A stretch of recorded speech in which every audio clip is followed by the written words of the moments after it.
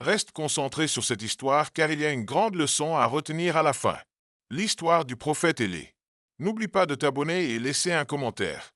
Il y a très longtemps, dans le royaume d'Israël du Nord, vivait un homme au caractère ferme et à la fois inébranlable, Élie le Tishbite. Son nom signifiait Mon Dieu, CYHWH. À cette époque, Israël était dirigé par le roi Achab et la reine Jézabel. Ils avaient abandonné l'adoration du Dieu unique pour se tourner vers Baal, un dieu païen. Le pays tout entier sombrait dans l'idolâtrie. L'annonce de la sécheresse. Un jour, Élie entra dans le palais royal et dit avec autorité, Il n'y aura ni pluie ni rosée pendant plusieurs années, sauf si je le dis. Puis il disparut, obéissant à l'ordre de Dieu d'aller se cacher au torrent de Kérit. Là, il buvait l'eau du ruisseau et, chaque matin et soir, des corbeaux lui apportaient du pain et de la viande. 2. La veuve de Sarepta.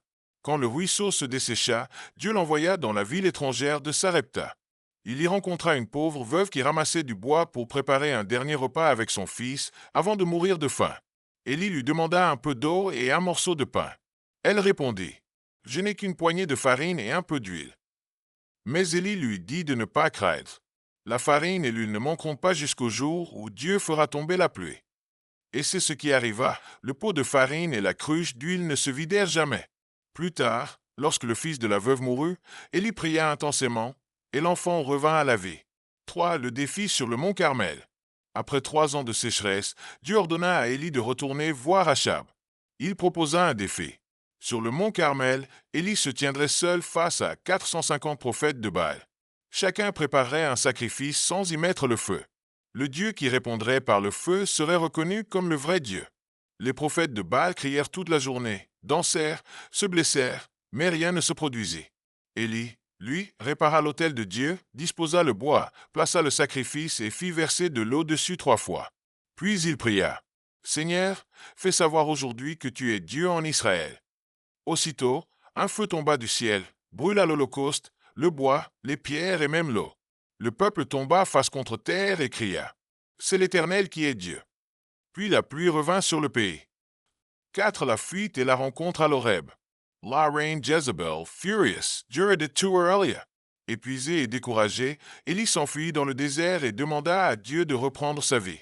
Mais un ange vint le réveiller et lui donna un pain chaud et de l'eau, le fortifiant pour un voyage de 40 jours jusqu'au mont Horeb.